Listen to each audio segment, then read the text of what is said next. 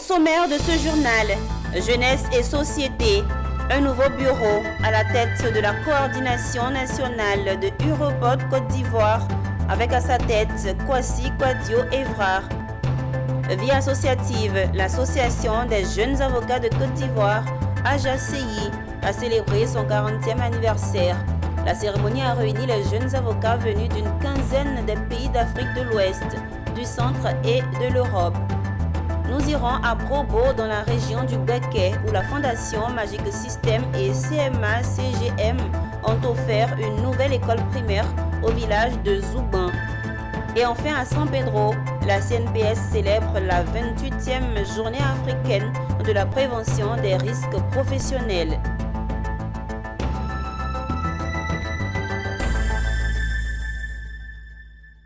Madame, Monsieur, l'actualité est au rendez-vous sur Business 24 Africa. Bienvenue.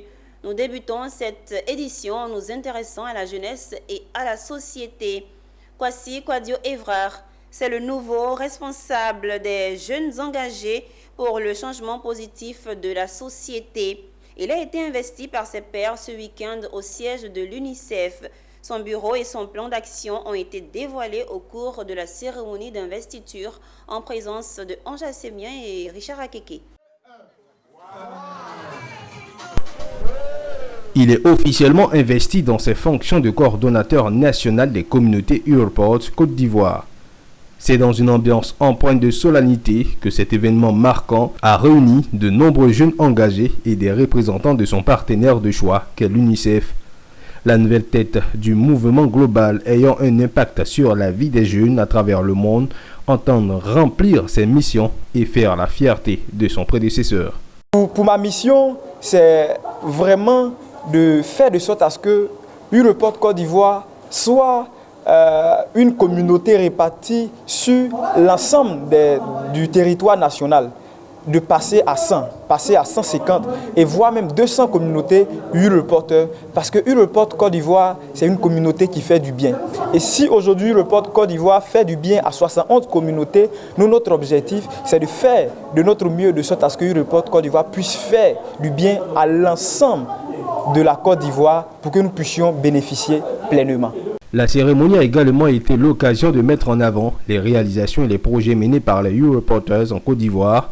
Des exemples concrets de changement social ont été présentés, démontrant ainsi le pouvoir de la voix des jeunes. Le coordonnateur sortant de ce mouvement en Côte d'Ivoire passe le flambeau avec un bilan positif, tout en souhaitant au nouveau coordonnateur de mettre la barre plus haute. C'est un bilan réalisant parce qu'aujourd'hui on est, on va dire, le plus grand mouvement d'engagement des jeunes ici en Côte d'Ivoire. Et le gouvernement nous fait confiance. Je lui souhaite déjà de suivre la cadence, de s'appuyer sur tout ce qu'on a bâti jusqu'à maintenant et de faire en sorte d'aller. La cérémonie d'investiture du nouveau coordonnateur national des Europod Côte d'Ivoire a été l'occasion de célébrer les réussites passées et de se projeter vers l'avenir. Elle a réaffirmé l'importance de donner aux jeunes une plateforme pour s'exprimer et agir en faveur du changement. Pour rappel, ce sont plus de 70 communautés Europod enregistrées sur le territoire ivoirien. Nous ouvrons un chapitre sur la vie associative. L'Association des jeunes avocats de Côte d'Ivoire a célébré son 40e anniversaire. Pour l'occasion, une rencontre s'est tenue à Abidjan et a rassemblé les jeunes avocats venus d'une quinzaine des pays de l'Afrique de l'Ouest, du centre et de l'Europe pour ensemble avec leurs confrères ivoiriens discuter des défis et opportunités liées aux mutations de leur profession. Le récit de Walter Kofi. Réfléchir sur les mutations observées au niveau de la profession d'avocat avec l'avènement de nouvelles prestations juridiques et l'impact grandissant de l'intelligence artificielle dans le domaine. Ce sont les défis majeurs que tenteront de relever ces jeunes avocats réunis au sein de l'Association des jeunes avocats de Côte d'Ivoire, AJACI. Accompagnés par leurs confrères venus d'une quinzaine de pays, ils étaient en conclave durant 3 jours, durant lesquels ils ont partagé leur expérience autour de panels et conférences. Des travaux salués par le ministre ivoirien en charge de l'emploi, parrain de la cérémonie. Chers participants, mesdames et messieurs, le monde est en pleine mutation et est confronté à des bouleversements multiples auxquels la profession d'avocat n'échappe pas. Face à ces nombreux challenges, je ne serai pas juste si, en ma qualité de ministre de l'Emploi et de la Protection sociale, je n'interpelle pas dès à présent mes jeunes confrères ici réunis sur un défi important pour eux, celui de se construire un socle de protection sociale afin de se bâtir une retraite heureuse et plus sereine. Fait marquant de cette rencontre a été la célébration des 40 ans de l'Association des jeunes avocats de Côte d'Ivoire, AJACI, une maturité qui pour l'organisation s'accompagne de changements importants. Alors 40 ans, comme vous l'avez dit, c'est une génération qui prend fin pour laisser place à une nouvelle génération. Avant que cette nouvelle génération ne prenne place, il y a lieu de faire un bilan pour savoir qu'est-ce qui constitue les acquis de cette association, identifier également les faiblesses, ce qui nous permettra de nous projeter. Et c'est dans cette projection-là que nous avons convié les jeunes avocats d'Afrique pour réfléchir sur les mutations que nous sommes en train d'observer au niveau de notre profession. Alors les conseils à leur donner, c'est déjà de se pencher sur ce qu'ils ont fait jusque-là. Et en termes de bilan, ils ne peuvent pas s'en satisfaire. Ils ne devraient pas s'en satisfaire. Il y a mieux, il y a toujours mieux à faire. Rappelons que l'Association des jeunes avocats de Côte d'Ivoire, AJACI, s'est donné pour mission de défendre les intérêts de ses membres et militer pour l'amélioration du métier d'avocat en Côte d'Ivoire. L'organisation porte des valeurs de loyauté, de vérité, de transparence, de délicatesse et de solidarité.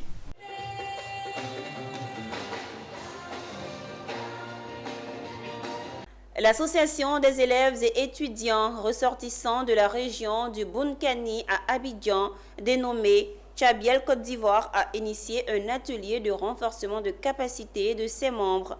Cette formation qui portait sur le leadership et les stratégies pour mieux structurer une association a permis aux membres d'apprendre de nouvelles connaissances qui leur permettront de mieux assurer leurs tâches au sein de l'association. Konena Norgo et Wilfried Yao. Permettre aux membres d'acquérir de nouvelles connaissances en matière de leadership et de gestion d'une association, c'était l'objectif de cette formation organisée par l'association Tchabiel Côte d'Ivoire en faveur de ses adhérents. Cette activité a été initiée par le bureau de Tchabiel Côte d'Ivoire dans le but d'apprendre quelque chose de nouveau à ses membres. Il faut dire que, comme le disait le président de la MIC aussi, quand on parle de culture, les gens pensent que forcément c'est de venir danser. Mais on a mis la différence pour montrer que ce n'est pas le cas.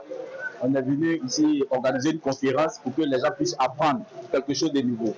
Ce qui nous motive est simple, c'est de vivre ensemble. C'est-à-dire c'est la signification du nom qui nous a motivés. Comme nous avions signifié de vivre ensemble, c'est cette question qui nous a motivés à mettre en place Tchabiel Côte d'Ivoire. Cette formation d'une demi-journée a porté sur les thèmes « Une association forte et structurée, quelle stratégie pour y parvenir ?» et « Tel leader, telle association ?» Des thèmes animés par des experts du domaine des associations. Ils sont déjà dans la démarche parce qu'au jour d'aujourd'hui, ils ont leur récépissé, ils sont enregistrés. Ils ont une certaine organisation qui est mise en place, en l'occurrence le bureau exécutif. Notre apport, c'est de pouvoir les emmener à pouvoir bien définir les tâches de chaque membre du bureau, à comprendre leurs limites et à pouvoir déléguer en fait que pendant leur absence, l'organisation puisse aller de l'avant. Créée le 13 juin 2018, Tchabiel Côte d'Ivoire est une association des élèves et étudiants ressortissants de la région du Bunkani vivant à Abidjan. Elle vise à promouvoir la culture lobby et surtout à apporter un soutien financier, matériel et humain à l'ensemble des élèves et étudiants de la région du Bunkani affectés à Abidjan, d'où le nom Tchabiel en langue lobby, signifiant le vivre ensemble. Poursuivons cette édition dans le secteur de l'immobilier. Le président directeur général de Challenge Immobilier International a été reçu en audience par le président de la Chambre nationale des promoteurs et constructeurs agréés de Côte d'Ivoire. Une visite qui a servi d'échange entre les deux hommes qui ont partagé leur vision pour un avenir prometteur du secteur du logement en Côte d'Ivoire. Le reportage de Walter Kofi. Il vient d'être nommé vice-président de la Chambre nationale des promoteurs et constructeurs agréés de Côte d'Ivoire. Une nomination obtenue lors de sa visite auprès du président de la Chambre, Sidiki Sangaré. Yamoussa Koulibaly, PDG de Chimenter, vient ainsi mettre ses équipes et ses compétences à la disposition du développement de l'immobilier ivoirien. Les deux hommes ont longuement échangé sur les défis du secteur, parmi lesquels la sécurisation du foncier, le délai d'obtention des titres de propriété, et ainsi que la question du déficit de logement décent en Côte d'Ivoire. Des échanges très appréciés par Sidiki Sangaré, président de Chambre nationale des promoteurs et constructeurs agréés de Côte d'Ivoire. Aujourd'hui, nous avons constaté depuis 2012-2013, au lancement du programme présidentiel, beaucoup de petits problèmes. Ces problèmes sont liés notamment au foncier, à la structuration des financements et à l'accompagnement même de l'État. Donc l'objectif pour nous, c'est de contribuer de sorte que tous ces petits blocages-là soient levés. Pour le président directeur général de Chimenter, désormais membre important de la Chambre, il voit dans cette mutualisation le moyen d'intensifier sa contribution au développement de l'immobilier en Côte d'Ivoire. Nous sommes venus mettre notre entreprise à sa disposition, nous mettre à sa disposition pour travailler, pour apporter notre contribution au travail qu'il fait déjà. C'est vrai, il y a des difficultés. Les difficultés sont inhérentes à toute activité humaine. Et surtout quand on est à ce niveau, il y a forcément des difficultés. Donc nous venons juste nous mettre à sa disposition pour travailler. Challenge Immobilier International se veut une entreprise citoyenne qui tente d'apporter sa pierre à l'édifice du secteur de l'immobilier en plein essor. L'entreprise est à l'initiative de plusieurs projets immobiliers existants dans presque toutes les grandes villes de la Côte d'Ivoire, dont Yamoussoukro, Bouaké et Abidjan. Du 31 mai au 2 juin 2024 se tiendra la première édition du Salon de l'esthétique et de la beauté à l'Ivoire Golf Club d'Abidjan. Cet événement qui se veut novateur vise à réunir les professionnels, les passionnés et le public avide de découvertes des dernières avancées technologiques et des tendances émergentes de la filière. Le lancement a été fait récemment en présence de Amiko Robara et de Setekissi.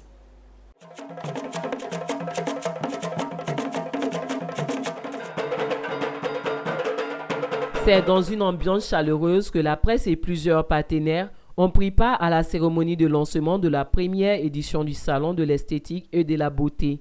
Prévu du 31 mai au 2 juin prochain à l'Ivoire Golf Club d'Abidjan, cet événement qui n'est pas le premier du genre se démarque des autres à travers un concept original, comme l'explique la promotrice, elle-même professionnelle du domaine. J'invite tout le monde, je ne veux pas que les gens se disent, bon, encore un salon, c'est déjà du déjà vu. On ne va pas dire tout ce qu'on va faire, c'est une surprise. Dans le nôtre, il y aura vraiment le côté éducatif, comme l'a émis ma partenaire. Il y aura aussi un tout autre concept, il n'y aura pas juste des stands placardés là. Il y aura vraiment des maquillages en live, des massages en live. Les professionnels vont vraiment travailler comme s'ils étaient dans leur salon professionnel en fait. Ils pourront travailler, ils auront la possibilité de se présenter pendant toute la durée, parler de leur entreprise. On va leur permettre aussi de se faire connaître.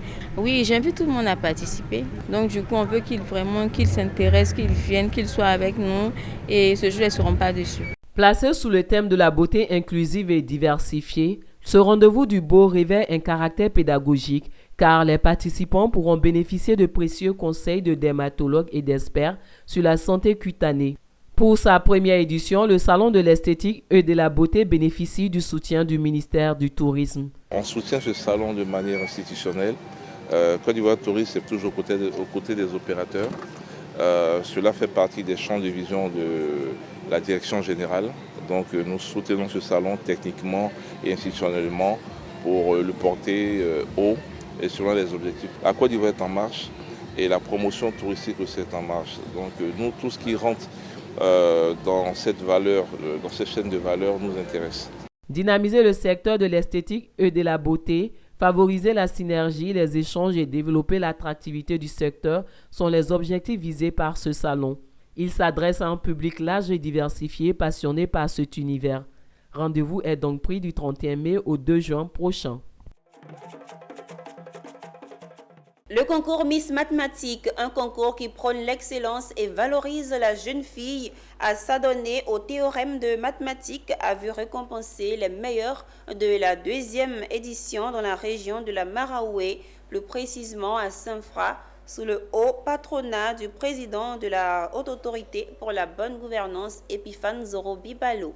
Débuté le samedi 13 avril avec les présélections qui ont réuni 400 élèves de divers établissements de Saint-Fra, ce sont 77 candidates qui ont été retenues pour cette 2e édition du concours Miss Mathématiques 2024. Ce concours, qui vise à mettre l'intelligence de la jeune fille en valeur, est aussi un appel à la jeunesse de véritablement s'approcher des mathématiques.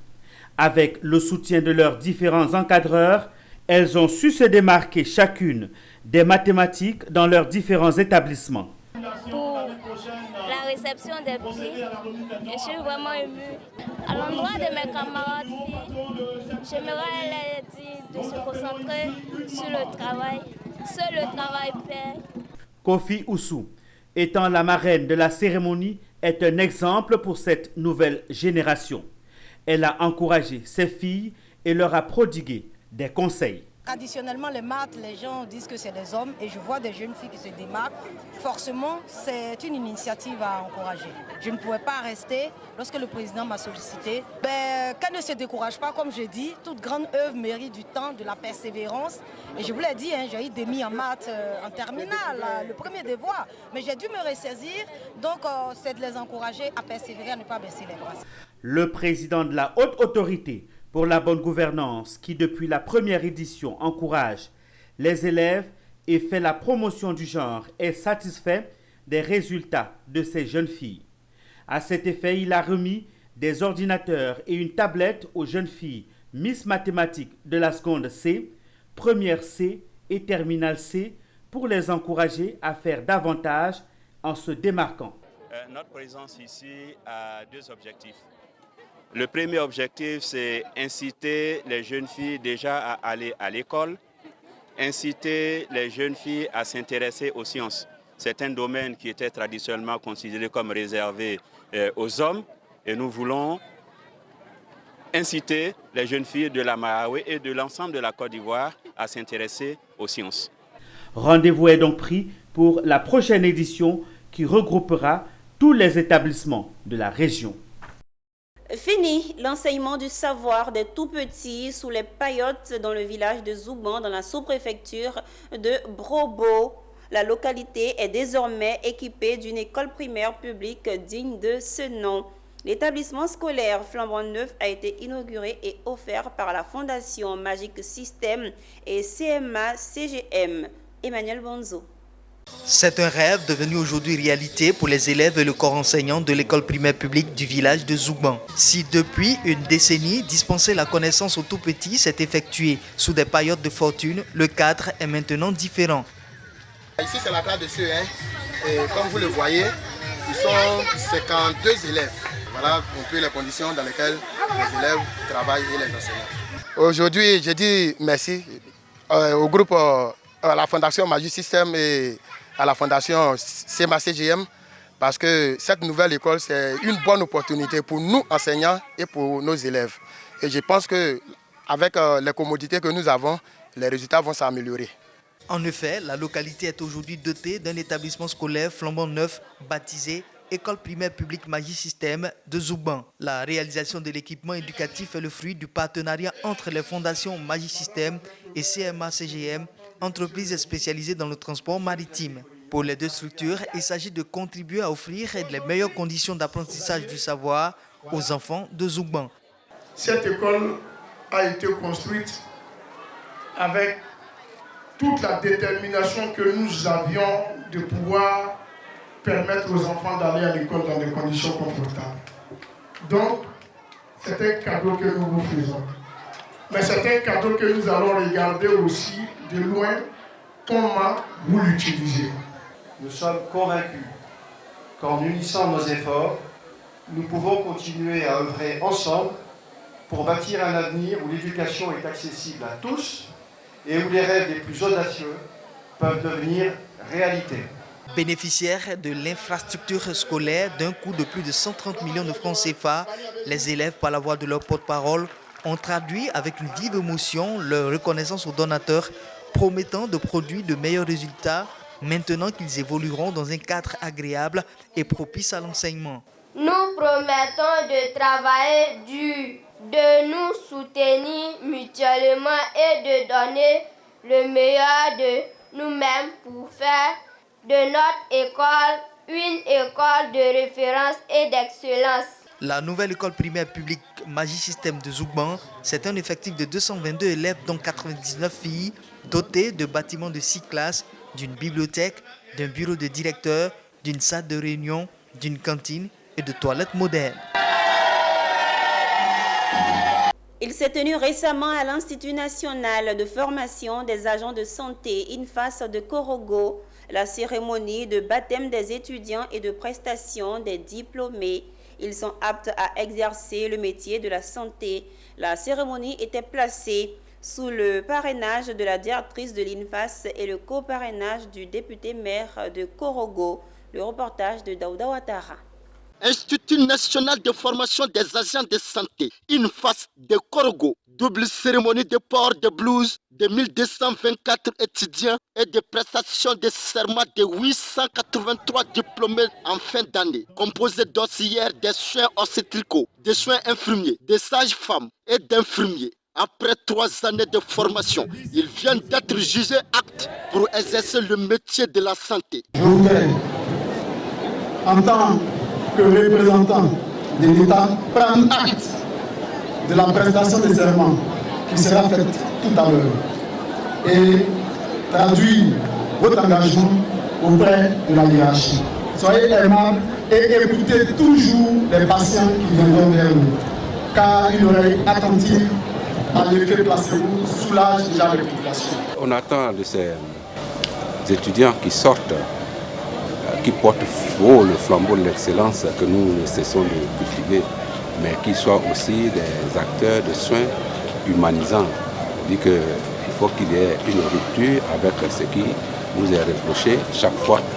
Le représentant de la directrice de l'INFAS, professeur Mélane Ebaniti Dazisanoko, a exhorté ces nouveaux recrues au travail bien fait et à être des modèles. L'objectif de l'INFAS, c'est pas simplement de faire des cours dans des amphis ou des salles de classe, mais c'est plutôt d'impacter véritablement le terrain et le système de santé, c'est-à-dire améliorer la prise en charge des patients sur le terrain. On demandera à nos étudiants qu'ils sachent que le vrai professionnel ne le devient qu'après avoir pratiqué effectivement en respectant les normes et l'éthique humaniste, l'éthique professionnelle, après bien sûr la preuve de son aptitude qu'il prouve à travers l'obtention du diplôme.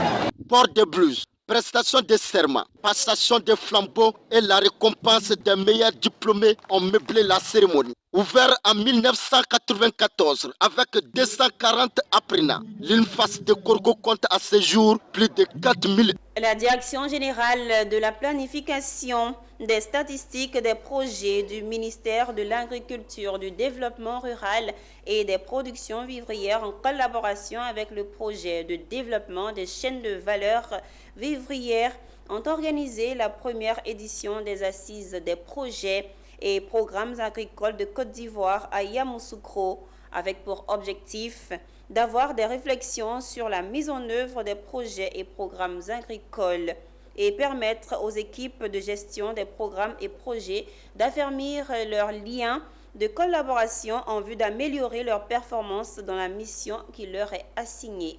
Charles Kouakou, dans un commentaire de Pierre Tebeu. Placé sous le parrainage du ministre d'État, ministre de l'Agriculture, du Développement rural et des productions vivrières Kobenan Kwasi Adjoumani, cette première édition des Assises des projets et programmes agricoles de Côte d'Ivoire est une occasion de réflexion pour les équipes dans le but d'améliorer leur performance dans le cadre amical afin de mener à bien cette mission. Cette première édition s'inscrit d'une part dans la lucarne pour mieux échanger sur les orientations et les priorités du secteur agricole et d'autre part ouvre l'opportunité pour les collaborateurs d'adresser leurs préoccupations et attentes. On veut, à travers ces assises, indiquer que nous avons des défis à relever ensemble. Et ces défis, c'est véritablement avec tous les acteurs qui contribuent à la mise en œuvre du projet. Nous avons initié cela. Je pense que ce n'est pas le directeur général, c'est l'équipe de la DGPSP, la direction de la charge de la planification, la direction en charge de suivi d'évaluation, la direction en charge des statistiques. Aussi, lorsque nous avons indiqué cela, certains de nos collègues, notamment qui sont en charge des programmes, qui ont épousé l'idée, et c'est pour ça que nous avons jugé bon de nous réunir ici pour y travailler, pour réfléchir ensemble comment est-ce que, dans un cadre de collaboration, de communication, nous pouvons y arriver pour améliorer nos performances. Une assise très importante pour le parrain, le ministre Kobenan Kwasi Adjoumani, qui y voit une opportunité pour les participants. La dynamisation de l'administration agricole, qui implique non seulement une réorganisation de notre département ministériel, mais également l'instauration de rencontres d'échanges régulières avec les responsables chargés de l'animation des différentes structures agricoles s'impose. À cet égard, je puis vous affirmer que c'est avec beaucoup d'intérêt que M. le ministre d'État a permis cette activité. Cette première assise des projets et programmes agricoles de Côte d'Ivoire a pris fin par une journée sportive. En image à présent, 650 000 barils par jour, c'est la capacité de production de la nouvelle raffinerie de pétrole d'Aliko Dangote, dotée de technologies avancées. Conçue pour l'efficacité et la rentabilité, elle promet de revitaliser l'industrie africaine du raffinage. La raffinerie porte ainsi les espoirs de renaissance de l'industrie africaine du raffinage qui fait face à des difficultés opérationnelles et financières depuis plusieurs années. Ceci marque la fin de ce journal. Merci de nous avoir suivis. Les programmes se poursuivent sur Business 24 Africa, la télé utile.